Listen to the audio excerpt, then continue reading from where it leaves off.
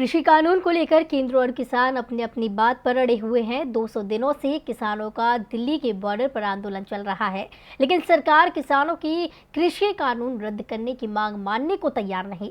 और किसानों ने साफ किया है कि बातचीत होगी तो इसी मुद्दे पर कि ये कानून कैसे रद्द किया जाए। इस बीच हरियाणा में किसानों ने अब बीजेपी नेताओं को ही निशाने पर ले लिया। बीजेपी के कार्यक्रम पर किसानों का गुस्सा निकल रहा है और ऐसा ही हुआ है हरियाणा में बीजेपी दफ्तर की भूमि पूजन कार्यक्रम में। तो क्या किया किसानों ने, देखिए ये रिपोर्ट। हरियाणा में बीजेपी की सरकार इन दिनों किसानों के गुस्से का सामना कर रही है। वैसे किसानों का यह गुस्सा मोदी सरकार के खिलाफ है, लेकिन केंद्र की बीजेपी सरकार जब किसानों की नहीं सुन रही तो देश की हर बीजेपी शासित सरकार के खिलाफ किसानों का गुस्सा दिखाई दे रहा है। हरियाणा और पंजाब में तो बीजेपी नेता किसानों का सामना तक नहीं कर पा रहे हैं। झज्जर में बीजेपी का नया कार्यालय भवन बन रहा है।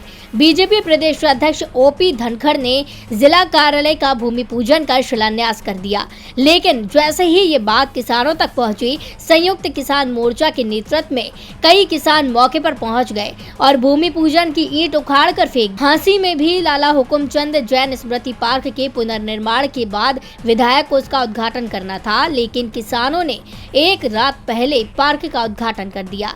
किसानों ने रात में स्वामी इच्छापुरी से पार्क का उद्घाटन करवाया। बीजेपी की ओर से दावा किया जा रहा है कि जिन लोगों ने उनके कार्यालय की भूमि पूजन की ईंट निकाली है, उनके खिलाफ मामला दर्ज कराया जाएगा।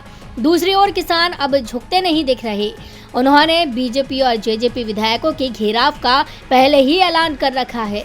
26 जून को चंडीगढ़ में राजभवन के घेराव की रणनीति भी तैयार की जा रही है। किसान राज्यपाल के माध्यम से राष्ट्रपति के नाम ज्ञापन सौंपकर कृषि कानूनों को रद्द करने की मांग करेंगे। किसान नेता बलवीर सिंह ने दावा किया है कि 26 जून को बड़ी संख्या में किसान राजभवन का घेराव करने पहुंचेंगे। डीवी लाइव की रिपोर्ट।